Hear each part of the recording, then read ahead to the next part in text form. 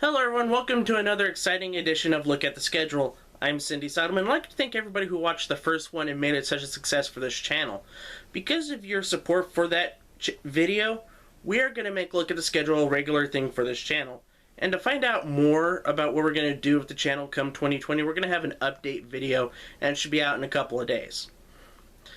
Now, on the last edition, we did one of the first game show schedules for the USA Network. Actually, the first game show schedule for the USA Network. But this time around, we're going to take a look at one of the last game show schedules for the Family Channel. Actually, the last game show block for the Family Channel to take place starting September 30th, 1996. And they heralded it so much that the entire episode of Home and Family for that day was pretty much dedicated to the 5 game shows that were premiering that day. They were Shop Till You Drop, Shopping Spree, Small Talk, Wait Till You Have Kids, and the Family Challenge, or as would be Chris on that show, the New Family Challenge. So, how did this schedule line up? Well, it's time to heed the words of Woodrow Wilson Page. You gotta look at the schedule, Plasky. Before we start, I'd like to give a shout out to Drew Zuhosky for actually recommending this schedule. And I also like to thank Matt Ottinger for helping research the schedule and actually giving us the times that these shows actually aired. By the way, if you want to check out some of Matt Ottinger's work, I highly recommend checking out the Bill Cullen whole web page. You can find that at www.billcullen.net. It's got a lot of great info on Bill Cullen, including some video and some audio clips that you'll find interesting, including the last episode of 3 on a Match in audio form. I listened to it, and it's really interesting to see how that show panned out later on in its run. But now, it's time to look at the schedule. And the schedule starts off at 3 p.m. with the new Shop Till You Drop. Today, one of these lucky couples could win a dream vacation. Meet Carrie Morgan and Michael Dees. She's a sociology student who enjoys singing and playing the guitar, and he's a marketing director who loves racquetball and rollerblading. And this is Donna LaFollette and Garrett Uwamasa.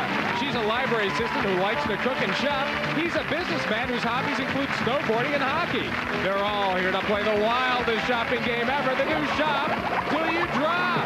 And here's the host of the new Shop Till You Drop, Pat Finn. Thank you very much. Hello, everybody. Hi to my friends at home. Welcome back into our mall here on the new Shop Till You Drop. I suspect we've got a good show planned for you today. Many people know that I am a gigantic fan of Shop Till You Drop, and I really enjoyed this incarnation for the Family Channel. Family Channel decided that this would be a great kickoff to their schedule, and they weren't wrong, although there were some big changes. Firstly, the mall had more of a minimalistic design than what it had in the last season on Lifetime, and it wasn't that bad. The big change was that Mark Wahlberg didn't join in on the revival and was replaced by Jason Grant Smith. Jason wasn't the best, but at least he did provide us with one of the best gags the show had. Wow, Jason, thank you. You shouldn't have. It's nothing, really. Really? So the way it's going to work is you'll take the foil and you'll crunch it down till you can feel. I don't feel anything, Jason. It's nothing, really. There's nothing in this one. Get out of here. Yeah. All right. Other than that, there was essentially no change to the show and still went strong on a new network after being canceled in 1994. It also just goes to show you how much faith a network put in a show to have that lead off its game show block. And it paid off for them in spades. That was one of the best shows they had on the schedule. But the question remains, what do you pair up with a crazy shopping show like Shop Till You Drop? At 3:30, we have Shopping Spree with Ron Pearson. What if every time you went window shopping, someone came along right after you and bought you everything you wanted? Sounds like a dream, we know. But dreams come true on Shopping Spree! And now, here's the host of Shopping Spree, Ron Pearson!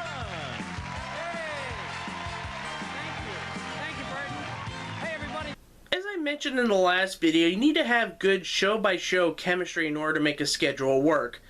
And what better partner of a crazy shopping game show than another crazy shopping game show? I don't know what it is about Jay Wolpert, but he can truly come up with interesting formats. This one was no exception as he combined shopping with first impressions.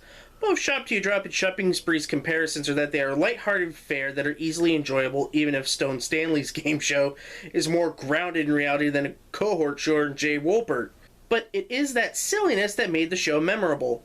Ron Pearson definitely handled the chaos and all that surrounded it, and it made it stand out, and made it pretty much a buried treasure in the form of game shows. And it kind of just goes to show you that you can be absolutely silly and come up with a great format and a pretty darn good show, if you ask me. No wonder these two paired up well. At 4 p.m., it's Small Talk with Will Schreiner. What makes Superman so super? When he drinks half of a can of super juice, he can save 3 people. That's Jessica, and she and her friends will have a lot more to say today on Small Talk. And now, the best hope for the modern world. Oh, it's a joke! Hi, everybody. Hello, folks. Hello. Hi. Howdy. Hi, I'm Will Schreiner. Thank you so much for that applause. I kind of get what the network was going for here. You have a kids' game show, it's about families, you're trying to figure out what the kids are thinking and what they would say. Well, the positives end there. I talked about the problems with the show and the way it was scheduled in a game show garbage induction earlier this year, so I'll give you the Cliff Notes version of the schedule part. The problem was that the weeks of the show and the episodes of the show aired out of order. This wouldn't be a problem, but the end game changed a couple of times during that show's run. So one day you would see one bonus game and the next day you get a different version. As a viewer, it makes it confusing wondering if you're seeing a rerun or a new episode and giving up altogether. What also didn't help was that the show's cheapness in regards to payouts. After seeing shows that gave away trips and prizes that could be worth over $5,000 in total, Small Talk gave out a max $1,500 in cash. Even for cable standards, it was really low and made it seem Bush League, even if the set was the best out of all 5 shows. And you know, it's a shame too, because it had a great format and a good pedigree out of the UK where it ran for 4 series, but you had the messiness of the schedule, you had the format changes that bogged it down, the cheapness, and let's not forget Will Schreiner, who was awful here and also awful on That's My Dog. Well, there's got to be something good that they could pair this show up with. At 4:30, it's Wait Till You Have Kids with Tom Parks. That's just some of what you hear when you're a parent. And if you don't believe us... Wait till you have kids! And today on Wait Till You Have Kids are couples. And now, here's the host of Wait Till You Have Kids, Tom Parks.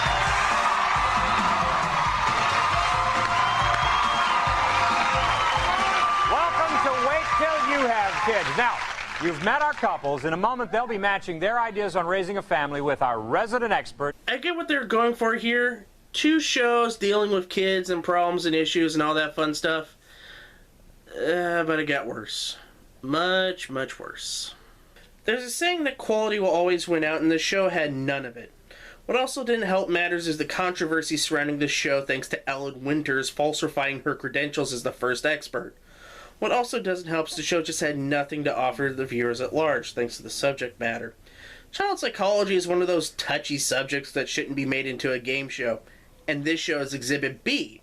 Exhibit A was the original show of The Parent Game. I'll give Tom Parks credit, he tried as a host, but with the fraudulent expert and subject material, viewers weren't interested at all. I also need to point out here that thanks to more research from DC Lumberg, who helped out with the Small Talk induction a few months back, there were some schedule mix-ups that some weeks had Small Talk first and then Wait Till You Had Kids. And then a little bit later on, it had Wait Till You Have Kids first, then Small Talk, and it just bounced back and forth and caused more confusion for the viewers. And I have to assume that's one of the reasons why the shows were short-lived. Wrapping up the block at 5 p.m., it's the new Family Challenge with Michael Berger. Home of Back to the Future. It's the new Family Challenge. 2 families are about to go for it all in the wildest games you can imagine. But only one will bring home the cup and claim the title of champion. So let's get ready for a big Family Challenge welcome for our host, Michael Berger.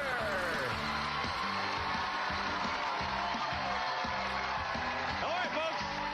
Welcome. Oh, we had a party here last night. I'm sorry you missed it. Yeah, dirty dishes. That's a sign of a good party. You have joined a party here. Welcome to the Family Challenge. While doing research for this show, I was watching some episodes of the new Family Challenge with Michael Berger. And I just felt sad. Not because of Michael Berger and the show itself, the show is perfectly fine, but of the original host and Ray Combs. I still can't get over the fact this was Ray Combs' last show. Before starting this, I got a bunch of tapes from a trade, and one of the last Family Challenge episodes that Ray did was on there. It was clear that he was suffering mentally, so the specter of his suicide loomed quite large over the show. Even though the show redesigned itself into being something almost completely different from what it was with Ray at the helm. Michael Berger tried valiantly to fill Ray's shoes, but he didn't quite fit. The same could be said with certain changes to the show.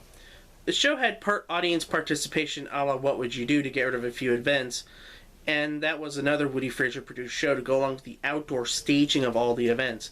It became more of a theme park attraction than a traditional style game show. I give full credit to Woody and everybody in charge for trying, but I just couldn't help how the show would have felt if Ray was able to beat his demons and was himself for this iteration. And that was the entire schedule. So how long did the schedule last, and how good was the schedule? Well, because of the problems with Small Talk and Wait Till You Have Kids, it didn't last too long, and everything was mixed up by December of 1996. The big reason being Wait Till You Have Kids was pulled thanks to Ellen Winters and her chaos and scandal. Then in January, Small Talk would be pulled and canceled.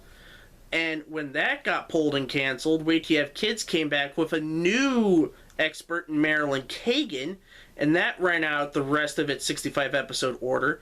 So that got canceled in February of 1997. Now, Family Challenge is interesting because it got pulled on December 18th, and that was replaced by reruns of TV's Bloopers and Practical Jokes.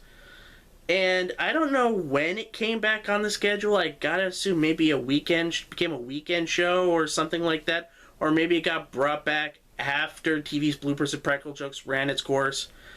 But it got canceled by September of 1997, leaving Shop Q Drop and Shopping Spree as the last two standing before both of them were ultimately canceled because of the switchover from the Family Channel to Fox Family after News Corp bought out MTM in September of 1997.